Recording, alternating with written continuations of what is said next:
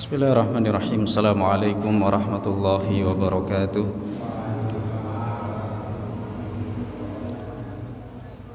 Alhamdulillahi wa kafa wassalatu wassalamu ala nabiyil mustafa wa ala alihi wa sahbihi ahli tuqa wal wafa.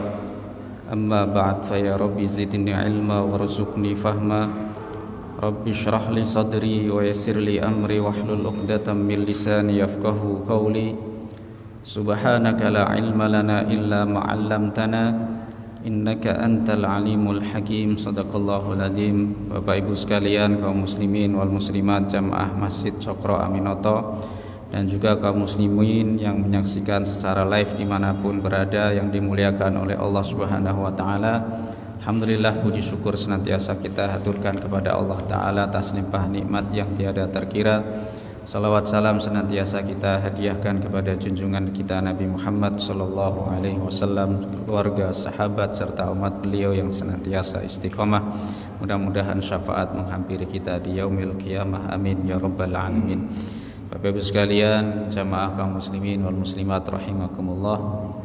Insyaallah pada kesempatan malam hari ini akan kita mulai, dan kedepannya setiap malam Selasa insyaallah jika tidak ada halangan kita akan mulai, dan mudah-mudahan bisa khatam sampai selesai ya khatam Al-Quran ya. Saya akan melanjutkan kajian dari separuh Al-Quran. Insyaallah akan saya mulai dari surah Al-Kahfi. Saya ada kajian juz 30 itu hampir selesai, itu seminggu sekali juga, itu hampir 3 tahun ya.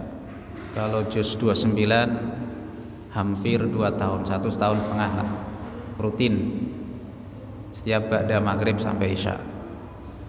Kalau umpamanya di rata-rata setiap 1 juz ini umpamanya kok 1,5 tahun, 15 juz berapa?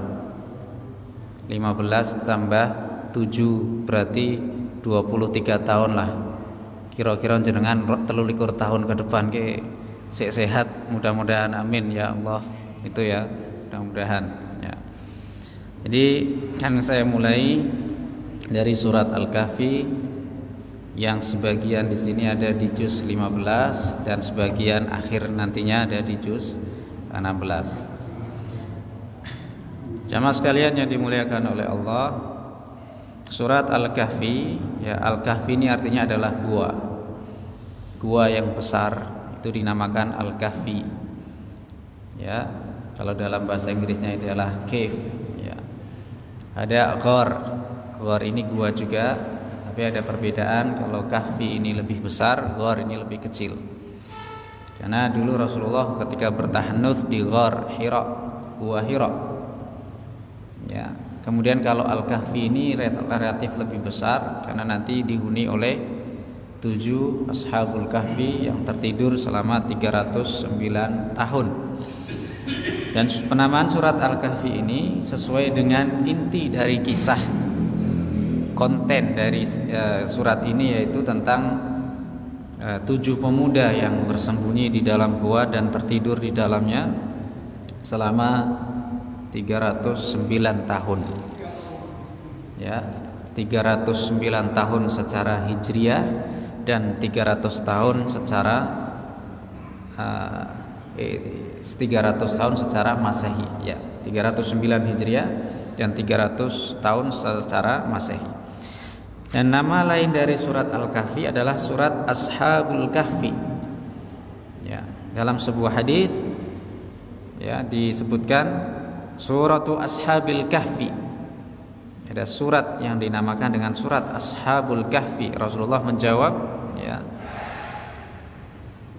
Ada beliau langsung yang memberikan identitas surat ini dengan nama Suratu Ashabil Kahfi. Dan nama lain dari surat ini juga, nama yang ketiga adalah surat Al-Ha'ilah. Kenapa dinamakan Al-Ha'ilah? Al-Ha'ilah ini artinya adalah penghalang atau pencegah. Karena siapa yang membacanya akan terhalang dari fitnah-fitnah. Di antaranya adalah fitnah Dajjal, fitnah hidup fitnah setelah hidup, ya, nanti setelah kematian, dan juga akan selamat mudah-mudahan dari siksa api neraka.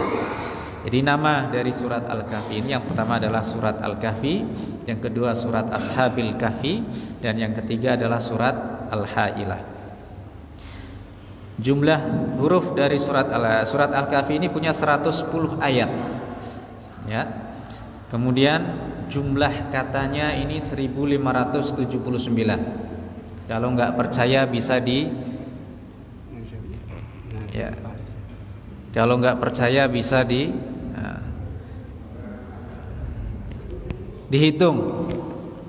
Ya. Ya, bisa dihitung. Beda nggak tadi suaranya? Hah? Sama ya. Okay. 1579 kata. Jangan kalau orang percaya dihitung dewe lah ya. Ya. Jadi kata ini kata satu kata ya. Alhamdu satu kata. Li satu kata. Allahi satu kata. Alladzi satu kata. Anzala satu kata. Dihitung sampai akhir ya. Benar enggak 1579? Dan jumlah hurufnya 6306 ya, kalau nggak percaya bisa dihitung juga ya. Ya. Nah, Bapak Ibu sekalian rahimakumullah, surat Al-Kahfi ini ya, ada asbabun nuzulnya ya, kita mau merojaah sempat kita bahas sebelumnya juga, tapi insya Allah pada kesempatan kali ini akan kita bahas ayat per ayat ya. Ini kajian-kajian yang nanti insya Allah rutin seperti itu. Jadi kita bahas tidak secara global, tapi secara ayat per ayat. Abu Ja'far At-Tabari meriwayatkan dari Abdullah ibnu Abbas, ya, beliau berkata, orang-orang Quraisy ini di awal kenabian Nabi ini ingin membuktikan kebenaran risalah yang dibawa oleh Nabi kita Muhammad Sallallahu Alaihi Wasallam. Mereka mengutus An-Nadhr ibnul Harith dan Uqbah bin Abi Mu'id, dua orang pembesar Quraisy. Nadhr bin Harith ini termasuk orang yang perlawanannya dan kebenciannya kepada Nabi ini luar biasa besar. Disebutkan dalam surah Luqman, wa minan nasi may yashri lahwal hadithi liyudilla an sabilillah. Di antara manusia ini ada yang membeli, ada yang menjual kalimat-kalimat yang lahu, kalimat-kalimat yang tiada guna, yang senda gurau, untuk menyesatkan manusia dari jalan Allah. Ternyata apa? Setiap Rasulullah dan sahabatnya ini menyampaikan apa ini? Al-Quran, dakwah itu, Nadhr bin Harith ini gak mau kalah. Dia menyewa biduan wanita untuk menari dan bernyanyi di samping Rasulullah SAW. Jadi untuk saingan, mana orang ini lebih tertarik? Apakah lebih tertarik kepada bacaan Al-Quran atau lebih tertarik kepada biduan wanita? Dan bisa kita buktikan ya, pengajian sepi, orkes rame, nah, itu. Wa minan nasi may yashri lahwal hadithi liyudilla an sabilillah. Itu Nadhr bin Harith, dia sewa itu biduan tuh. Jadi biduan dari dulu sudah ada, Bapak Ibu sekalian. Tujuannya apa? Tujuannya untuk memalingkan manusia dari jalan Allah Subhanahu wa taala. Sudah ada. Nah, ini Nadhr bin Harith, dia berangkat ke Madinah bersama Uqbah bin Abi Mu'id. Untuk apa? Untuk bertemu dengan Rabi Yahudi, pendeta Yahudi, yang mereka ini adalah ahli kitab ya, mereka punya kitab Taurat. Kenapa orang-orang Yahudi tinggal di pinggiran kota Madinah? Karena mereka ingin menunggu datangnya Nabi dan Rasul yang terakhir. Nah, mereka akhirnya berdua ini berangkat ke Madinah dan menanyakan kepada pendeta Yahudi yang ada di sana. Di kampung kami ini ada orang yang mengaku sebagai nabi dengan ciri-ciri seperti ini, diceritakan semuanya. Nah, orang Yahudi ketika datang kebenaran ini, al-bayyinah, yaitu bukti yang nyata, yaitu rasulun minallah yatlu suhufan mutahharah, seorang rasul dari Allah yang membacakan kitab-kitab yang qayyimah, ya, kitab-kitab yang lurus, kitab-kitab yang suci, maksudnya Al-Quran. Ternyata mereka ini tidak beriman. Akhirnya untuk mengetes kebenaran dari Nabi SAW, mereka mempertanyakan, tolong tanyakan kepada Muhammad, orang yang mengaku sebagai Nabi di tempat kamu ini. Yang pertama adalah tanyakan kepadanya tentang sekelompok pemuda yang menghilang selama ratusan tahun. Kemudian yang kedua adalah seorang lelaki yang adil, raja yang adil, yang melalang buana dari timur sampai barat bumi, dan dia menyebarkan kedamaian dan keadilan di muka bumi ini. Dan yang ketiga, tanyakan kepadanya tentang ruh, tentang jiwa. Ya, maka setelah mereka ini pulang, mereka ini, kedua orang ini yaitu Nadhr bin Harith dan Uqbah bin Abi Mu'id, girang luar biasa karena harapan mereka Nabi Muhammad gak bisa jawab. Jangan-jangan dia hanya mengaku-ngaku saja sebagai Nabi. Maka ketika sampai ke Mekah, ditanyakan tiga hal itu kepada Nabi SAW. Ternyata Nabi memberikan jeda waktu, ditunggu.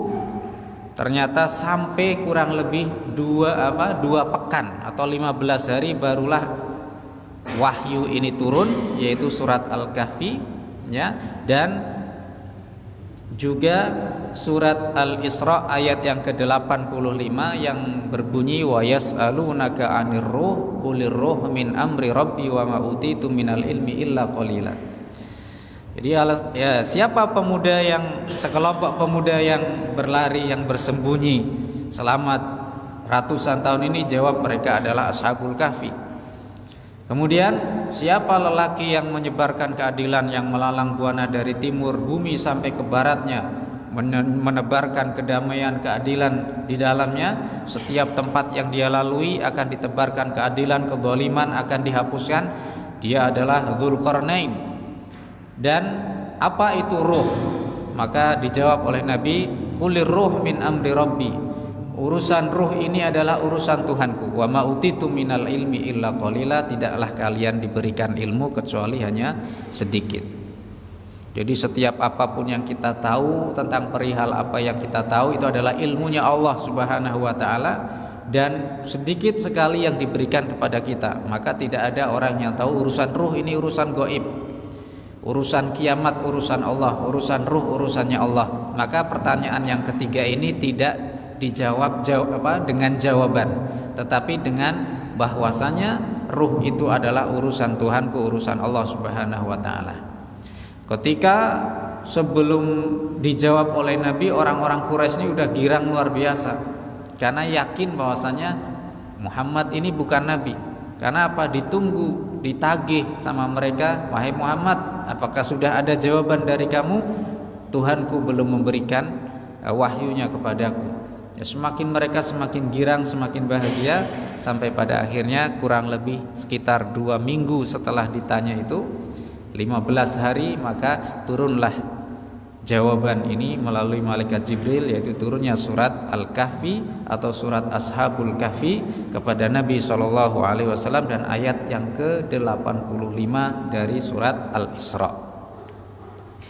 Bapak Ibu sekalian yang dimuliakan oleh Allah Subhanahu wa taala, itulah asbabun nuzulnya, sebab turunnya surat Al-Kahfi. Surat Al-Kahfi ini ada 110 ayat. Ya, dan ini surat termasuk surat Makkiyah menurut pendapat seluruh ulama tafsir. Jadi semuanya sepakat, karena tadi kisahnya tentang Nabi masih di era Makkah. Nabi masih berada di Makkah, dan orang-orang Quraisy mengirimkan utusannya 2 orang, Uqbah bin Abi Mu'id dan An-Nadhr ibnul Harith, ke Madinah. Kemudian setelah pulang dari Madinah, dapat oleh-oleh pertanyaan dari orang Yahudi yang ditujukan kepada Nabi SAW. Ya. Ada pendapat yang kedua, adalah surat ini turun di Madinah sampai pada ayat Sa'idan Juruza. Ya. Tapi pendapat yang pertama ini lebih sahih, yaitu surat ini adalah termasuk surat Makkiyah yang semuanya turun di kota Makkah atau di periode Makkah. Jamaah sekalian rahimakumullah, tentang keutamaan surat Al-Kahfi ini akan saya bacakan ya. Keutamaan dari surat Al-Kahfi tentu tidak afdol kalau kita tidak baca keutamaan setiap riwayat yang berbicara tentang keutamaan surat Al-Kahfi. Banyak sekali hadis yang menjelaskan tentang ini, banyak sekali jalan silsilah hadis yang membicarakan tentang keutamaan surat Al-Kahfi, tapi saya ingin sampaikan di antaranya saja. Ya, tidak saya sampaikan semuanya.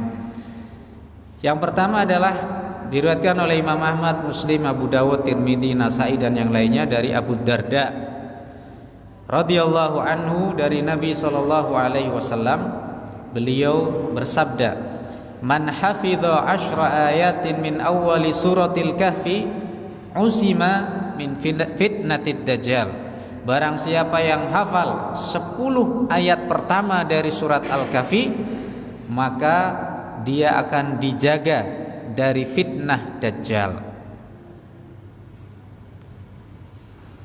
Jadi Dajjal ini akan muncul di akhir zaman. Ya. Dajjal ini akan mengelabui manusia untuk kufur kepada Allah Subhanahu wa taala. Lalu Ustadz, kalau kita yang enggak ketemu Dajjal, apakah kita bisa mengambil manfaat dari hafal 10 ayat pertama dari surat Al-Kahfi? Bisa, iya. Berarti intinya yang siapapun meskipun dia tidak hafal meskipun dia hafal 10 ayat pertama tapi tidak sempat ketemu dengan Dajjal. Ya. Artinya kiamat masih lama dan kita tidak sampai ketemu sama Dajjal.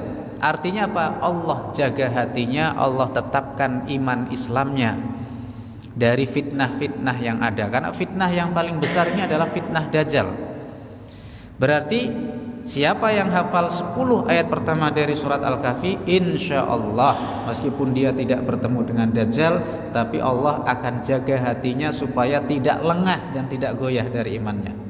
Karena apa? Tujuan utama dari Dajjal ini adalah mengelabui manusia supaya mereka ini berpaling dari Allah. Jadi tidak harus menunggu Dajjal. Ya. Kalau tidak pun bertemu dengan Dajjal, maka insya Allah siapapun yang hafal 10 ayat pertama dari surat Al-Kahfi, ya dari Alhamdulillah sampai wahayyi lana min amrina rasyada, maka insya Allah akan ditetapkan iman Islamnya, tidak goyah, tidak gampang ngedrop imannya. Barangkali seperti itu. Ya, itu. Semakin banyak ini hafalan kita insya Allah akan semakin mengokohkan iman kita. Salah satunya apa? 10 ayat pertama dari surat Al-Kahfi. Nah, itu hadis yang pertama. Hadis yang kedua, Rasulullah sallallahu alaihi wasallam bersabda, "Man qara'al ashral awakhir min suratil Kahfi usiman min fitnatid dajjal." Kalau yang tadi hafal 10 ayat yang pertama, yang kedua lebih ringan. Membaca. Barang siapa yang membaca 10 ayat terakhir dari surat Al-Kahfi dijaga dari fitnah dajjal. Jadi ini lebih mudah. Hanya membaca saja. Orang membaca belum tentu hafal, tapi kalau hafal insya Allah mudah-mudahan dibaca terus, kan gitu. Ya. Karena kalau orang hafal nggak dibaca-baca, nggak dimurojaah, hilang. Kan dengan cara membaca terus, murojaah, maka akan terjaga hafalannya. Ya, karena hafalan Quran ini kalau tidak dijaga itu akan lepas seperti onta yang dilepas. Tapi meskipun dilepas, yang namanya onta masih ada harapan untuk kembali kalau kita ini berusaha untuk murojaahnya. Seperti itu. Ya. Jadi di murojaah terus kita seperti itu. Yang kedua adalah membaca 10 ayat yang terakhir dari surat Al-Kahfi. Akan dijaga dari fitnah dajjal.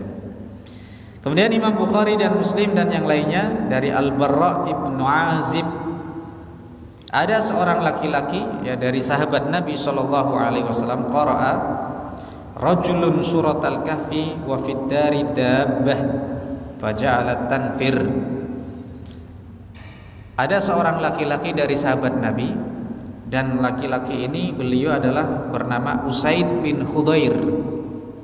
Usaid ibnu Khudair. Beliau ini seorang pimpinan dari suku Aus yang ada di Madinah. Ada dua nih, Aus sama Khazraj, yang selalu berperang. Ini selalu perang saudara, Aus sama Khazraj ini. Dikatakan oleh pendeta Yahudi, kalian ini nanti Aus dan Khazraj akan bersatu dan bersaudara kalau sudah datang seorang nabi yang terakhir. Akhirnya mereka kepo, mereka ini penasaran, siapa nabi yang terakhir. Yang bilang siapa? Orang Yahudi. Hei kalian suku Aus dan Khazraj, kalian nanti berperang terus di perang saudara nih antara Aus sama Khazraj. Kelak kalian akan berdamai dan bersaudara karena datangnya nabi yang terakhir. Yang bilang siapa? Orang Yahudi. Nah, ketika nabi ini datang, ya, Nabi Muhammad ini hadir, kemudian orang dari kabilah Aus dan Khazraj ini ada sebagian mereka yang datang ke Mekah. Kemudian mereka akhirnya berbaiat kepada Nabi, ada baiat Aqabah yang pertama dan yang kedua sebelum akhirnya Nabi hijrah ke Madinah. Akhirnya mereka kepala-kepala sukunya banyak yang pembesarnya masuk Islam, maka diikuti oleh siapa? Rakyatnya.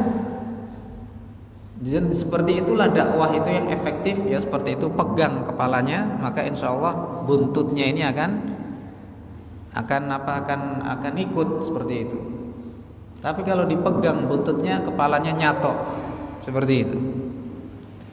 Ya, maka Aus dan Khazraj akhirnya benar ketika mereka ini beriman, berbaiat kepada Nabi, akhirnya mereka bersaudara. Giliran orang Yahudi yang ngasih nasihat kepada Aus Khazraj, kalian akan bersaudara nanti datangnya Nabi karena datangnya Nabi terakhir, malah orang Yahudinya yang enggak beriman. Nek jare wong Jawa, jarkoni iso ngajari ora iso nglakoni.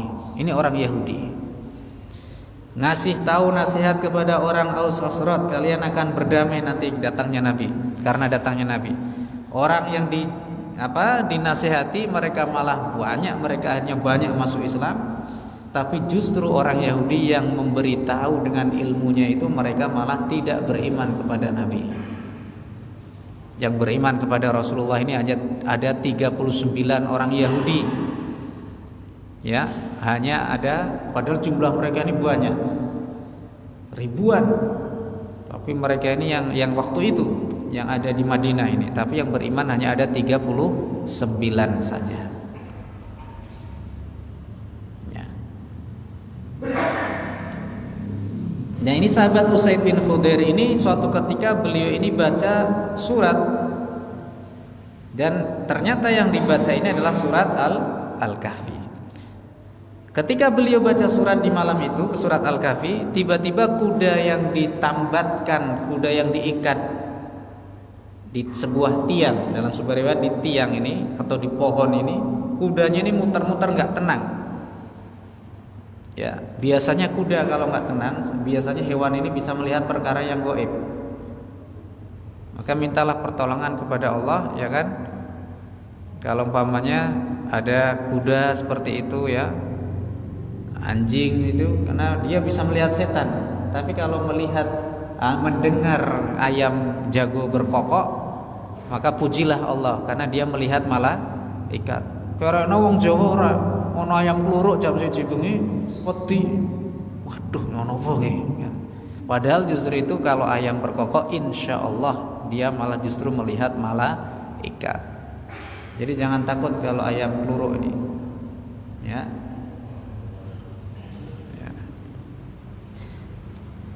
Tapi kalau kuda ini meringki, ya, nggak bisa tenang nih, jangan-jangan nanti dia lihat setan. Tapi ternyata kudanya Usaid bin Khudair ini nggak tenang, bukannya lihat setan, ternyata malah melihat malaikat karena heboh di situ. Jadi malaikat pada suka dengar bacaannya sahabat Usaid bin Khudair. Dan waktu itu beliau sedang baca surat Al-Kahfi malam itu. Faida sahabatun, ternyata ada awan ini. Yang ini awan mengitari awan ini ada menutupi ya di atas rumahnya Usaid bin Khudair. Ini ada apa? Maka kalau berhenti, beliau berhenti baca, ini kudanya tenang, diam. Tapi kalau dibaca malah kudanya semakin apa? Enggak tenang lagi. Berhenti, kudanya berhenti. Artinya dia kembali tenang. Tapi kembali lagi baca suratnya, kudanya kembali enggak tenang. Jadi Masya Allah, ini jangan-jangan kita juga kalau baca Quran disukai sama malaikat. Barangkali kita bacaannya bagus, siapa tahu ada fans kita dari malaikat, kan gitu ya. Atau mungkin fansnya dari bangsa jin juga barangkali ya, suka kita, wah ini bacaannya bagus nih, kita nggak tahu seperti itu.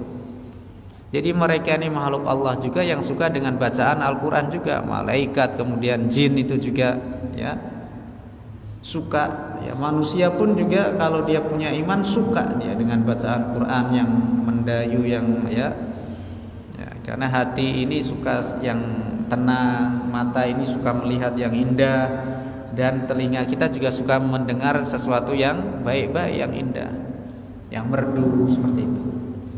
Nah begitu juga yang dialami oleh sahabat Usaid bin Khudair.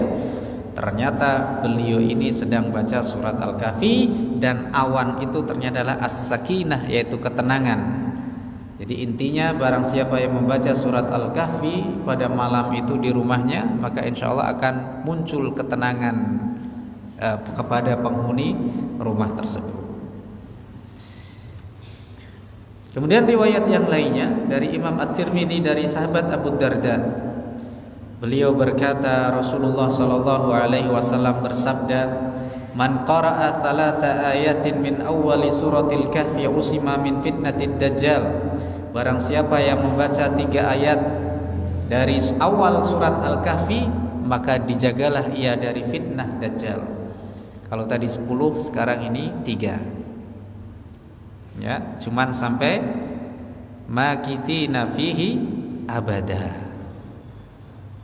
Ini ada ya. Tapi kalau mana kita pilih 3 ayat atau 10 ayat, tentu yang lebih banyak itu lebih baik. Ya.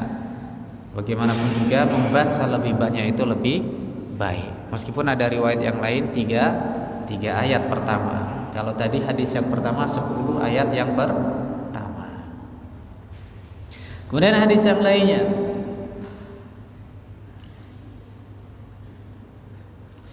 dari Ibnu Mardawi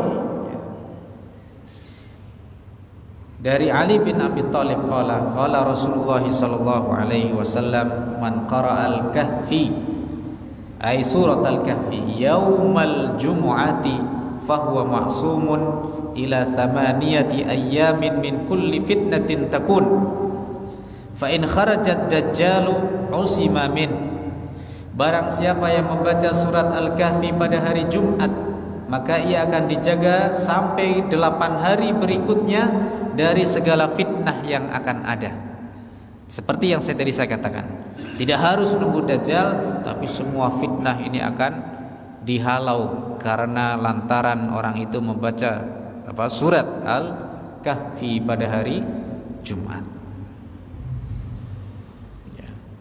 Dan kalaupun Dajjal ini keluar, maka dia akan dijaga daripadanya. Ya, maka ini hadis ini yang menjelaskan apa yang tadi saya sampaikan sebelumnya, bahwa tidak harus Dajjal ini keluar, artinya tidak harus menunggu Dajjal ini keluar, tetapi insya Allah akan dijaga dari segala fitnah yang ada. Apa sih fitnah ini? Fitnah ini Bapak Ibu sekalian, kita sering mendengar fitnah. Fitnah ini artinya keburukan, ujian bagi kita. Baik yang baik sekalipun itu adalah ujian, atau yang buruk itu semua ujian dari Allah.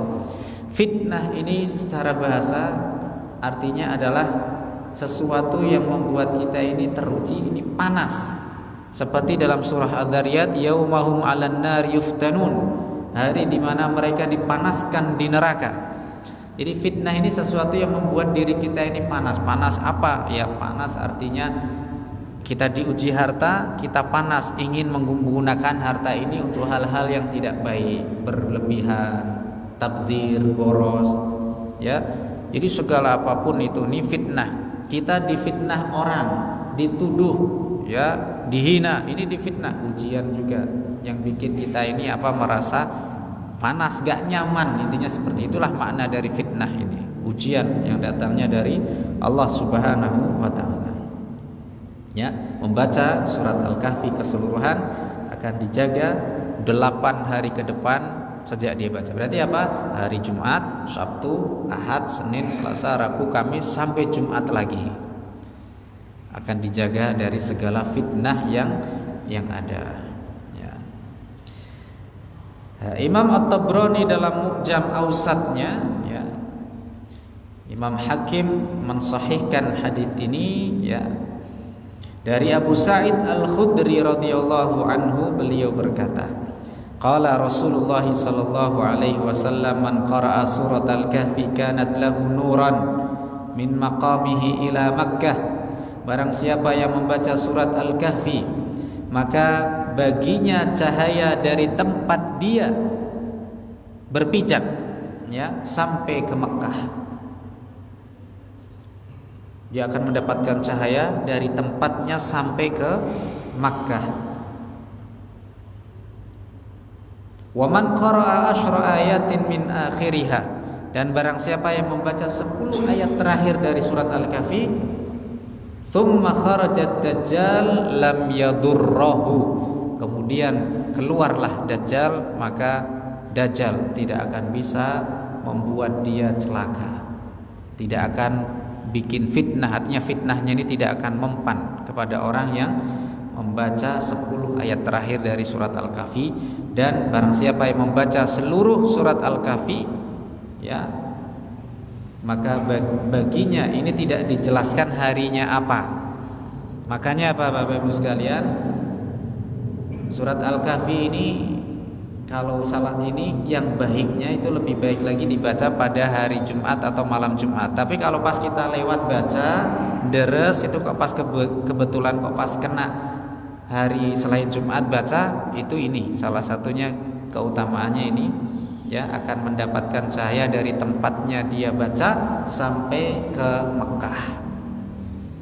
InsyaAllah, mudah-mudahan salah satu fadilah dengan baca surat Al-Kahfi ini kemudian kita dimudahkan untuk ziarah ke Makkah, kan gitu.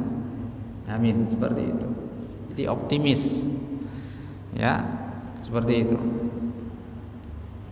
Jadi kalaupun umpamanya pas kita lagi baca rutin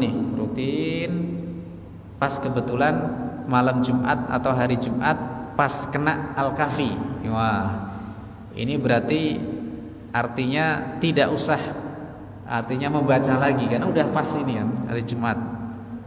Ya, kadang pokoknya gini. Kadang saya sendiri gini, Bapak Ibu sekalian. Ya, kalau pas lagi semangat gitu ya. Pas hari Kamis baru dapat juz berapa maunya? Juz 10 namanya. Ya. Ini untuk sampai ke juz 15 yang ada surat Al-Kahfi kan berarti saya harus ngebut nih bacanya. Jadi ini yang ngebut supaya apa?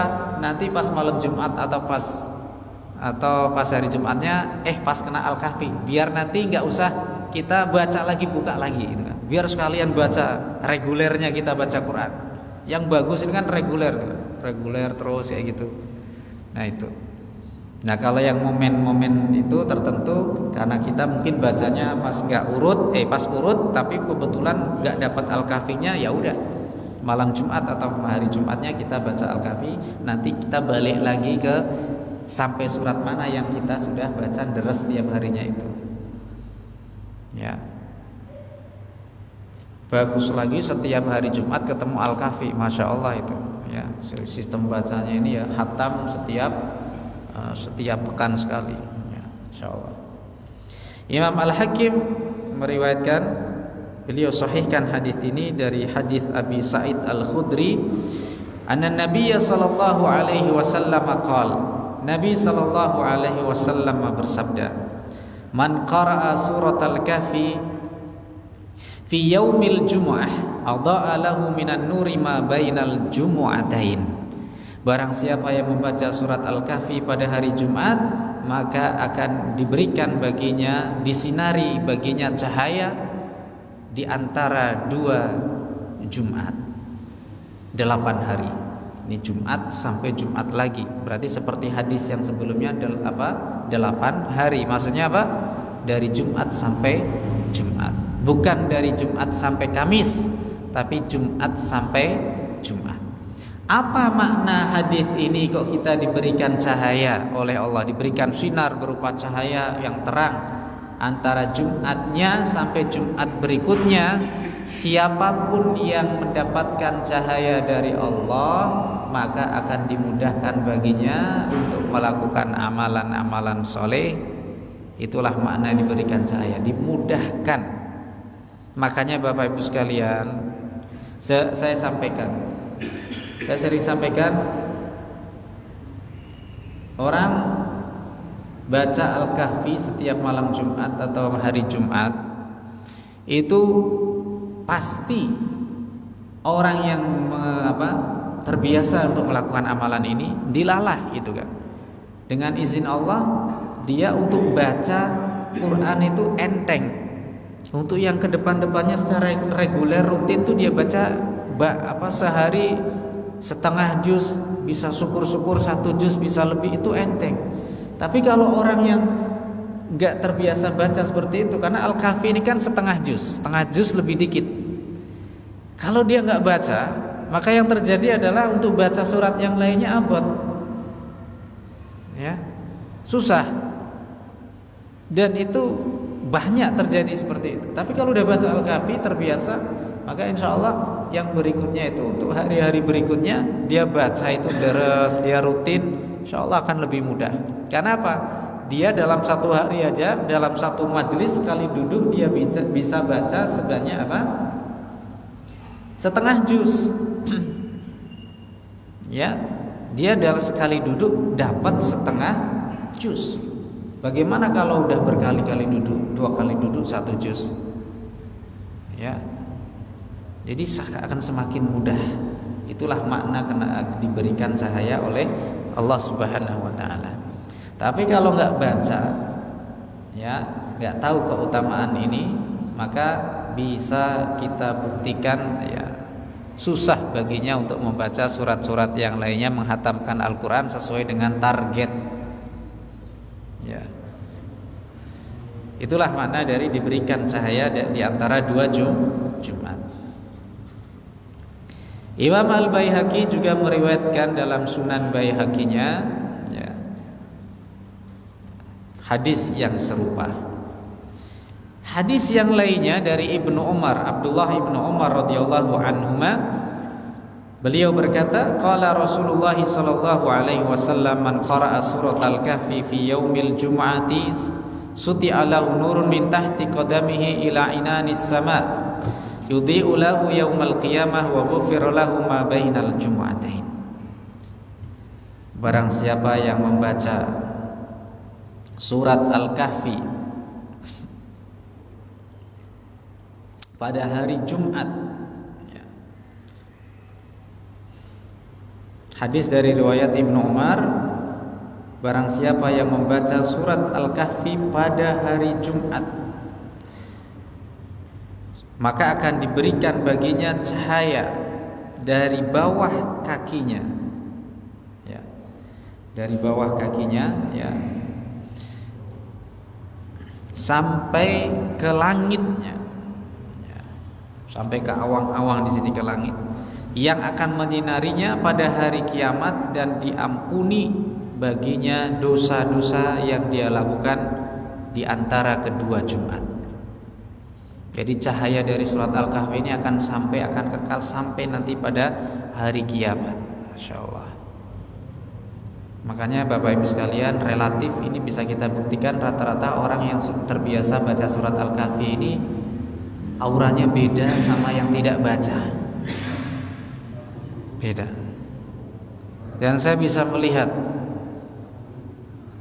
ini wajah-wajah yang hadir di sini itu, saya lihat kayaknya termasuk ahli Al-Kahfi semua ini, ya, bisa kelihatan mencorong, ya, ya, jamaahnya rajin, ya, deresnya rajin, sedekahnya rajin, ya, amal-amal sunnahnya rajin. Ini karena apa? Salah satunya wasilah membaca surat Al-Kahfi diberi cahaya oleh Allah. Ya, ya, setiap malam atau hari Jumat. Bagusnya dibaca malamnya 1 kali, Jumatnya dibaca lagi, itu lebih bagus lagi. Atau pilih salah satunya. Ya, atau dibaca separuh malam, separuh Jumat, boleh nggak? Ya boleh aja. Tapi kalau lebih baiknya tetap dibaca 1 kali malam, 1 kalinya siang, itu akan lebih baik. Atau salah satunya minimal. Dari Aisyah, Ummul Mukminin Aisyah radhiyallahu anha, beliau berkata, qala Rasulullah sallallahu alaihi wasallam, ala ukhbirukum bi suratin mala'a 'azamataha ma baina as-sama'i wal ard. Maukah aku beritahu kalian, kata Nabi, satu surat yang keagungannya, yang mala'a 'azamatuha, yang keagungan surat itu memenuhi antara langit dan bumi.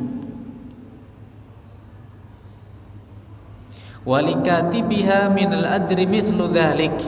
Orang yang menulis surat Al-Kahfi juga akan mendapatkan pahala yang sama seperti itu. Keagungannya memenuhi langit dan antara langit dan bumi, ya, memenuhi antara langit dan bumi. Yang menulisnya juga akan mendapatkan pahala yang sama. Wa man qara'aha yaumal jum'ah, dan barang siapa yang membacanya pada hari Jumat. Hari ini maksudnya adalah dari waktu subuh sampai maghrib. Kalau malam itu dari maghrib sampai subuh. Ya, malam itu berarti dari ba'da maghrib sampai adzan subuh. Kalau umpamanya setelah adzan subuh sampai sebelum adzan maghrib itu siang. Hari, itu maksudnya hari. Barang siapa yang membacanya pada hari Jumat, ghufira lahu ma bainahu wa bainal jumu'atil ukhra, akan diampuni baginya dosa antara dirinya itu hari itu, yaitu hari Jumat, dan sampai Jumat yang lainnya, Jumat yang ke depan. Berarti 8 hari, Jumat sampai Jumat lagi, diampuni dosa-dosanya. Maksud diampuni dosa-dosanya ini adalah dosa-dosa yang kecil. Bayangkan, dengan modal kita sekali duduk membaca setengah juz, yaitu surat Al-Kahfi 110 ayat. Sebenarnya ini kalau kita perhatikan banyak sekali keutamaan amalan yang bisa menghapus dosa kita. Harusnya ini kita banyak orang yang mudah untuk masuk surga. Harusnya, ya. Karena pahala Allah ini lebih besar daripada kengerian siksanya. Harusnya seperti itu. Wa ziyadati thalathati ayyam, dan ada tambahan 3 hari. Hadis ini malah lebih dahsyat lagi. Dari Jumat sampai Jumat berikutnya dan ditambah 3 hari. Berarti 8 hari tambah 3 berarti berapa? 11 hari. Diampuni dosa-dosa kecilnya ini. Wa man qara'al khamsa al-awakhir, barang siapa yang membaca 5 ayat yang terakhir, minha darinya, dari surat Al-Kahfi, inda naumihi, ketika hendak tidur, ba'atsallahu min ayyil laili sya'a, maka Allah akan bangunkan dia di malam yang dia mau. Insyaallah. Salah satu untuk memudahkan kita bangun di waktu malam yang kita inginkan, salah satunya adalah sebelum tidur kita baca 5 ayat yang terakhir dari surat Al-Kahfi. Ya. Intinya adalah baca Quran, baca Fatihah, baca 5 ayat pertama surat Al-Baqarah, baca surat ayat Al-Kursi, 3 ayat terakhir surat Al-Baqarah, lillahi ma fis samawati wa ma fil ardh, kan itu. Kemudian baca qul ya ayyuhal kafirun biar kita terbebas dari kekufuran, baca qul huwallahu ahad, Al-Falaq, An-Nas, baca doa-doa zikir-zikir sebelum tidur. Ya, di antaranya juga 5 ayat yang terakhir dari surat Al-Kahfi. Ya, maka insyaallah maka akan dibangunkan oleh Allah pada malam yang dia inginkan. Ya. Cuman jadi kebiasaan harus kita rubah, ya.